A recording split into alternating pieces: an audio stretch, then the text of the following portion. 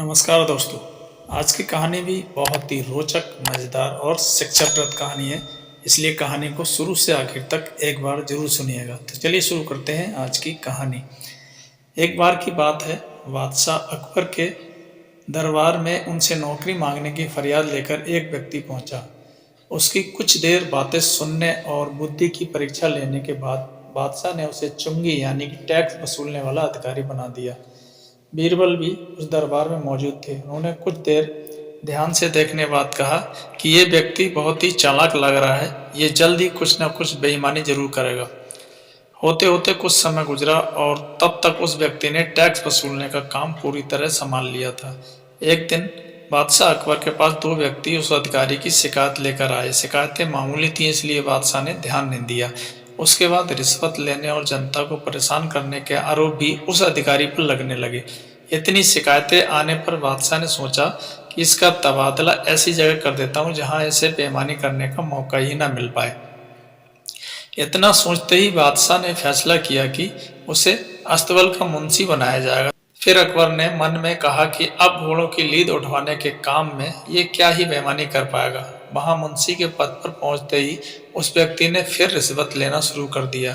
उसने सीधे घोड़े की देखभाल करने वालों से कह दिया कि तुम लोग घोड़ों को कम दाना पानी खिलाते हो, इसका पता बादशाह को चला है, इसलिए मुझे लीद को तोलने के लिए भेजा है। अब अगर लीद का वजन कम हुआ तो सबकी शिकायत बादशाह से कर दूंगा। इस तरह से उस मुंशी से परेशान होकर हर घोड़े के हिसाब से उसे 1 रुपये लोगों ने देना शुरू कर दिया। ये बात भी कुछ समय बाद अकबर तक पहुंच गई। उन्होंने मुंशी को सीधे यमुना की लहरें गिनने का काम सौंप दिया। फिर बादशाह के मन में हुआ कि अब यहाँ तो कोई बेईमानी कर ही नहीं पाएगा। कुछ ही दिनों में जैसे ही वो व्यक्ति यमुना किनारे पहुंचा तो वहां भी उसने अपना दिमाग दौड़ा लिया। वो नाव से सवारी करने वालों को रोक रोक कर कहता कि मैं लहरें गिन रहा हूँ, ऐसे में तुम लोग यहाँ से नहीं निकल सकते हो। इसी जगह पर 2-3 दिन तक रुकना होगा। रोज रोज ऐसी बातें सुनकर नाव चलाने वालों ने अपना कार्य को जारी रखने के लिए उसे 10-10 रुपए की रिश्वत देना शुरू कर दिया। अब यमुना किनारे भी वो व्यक्ति खूब कमाई कर रहा था। 1-2 महीने में ये बात भी बादशाह तक पहुंच गई। तभी अकबर ने एक लिखा हुआ आदेश भिजवाया, नाव को रोको मत, जाने दो।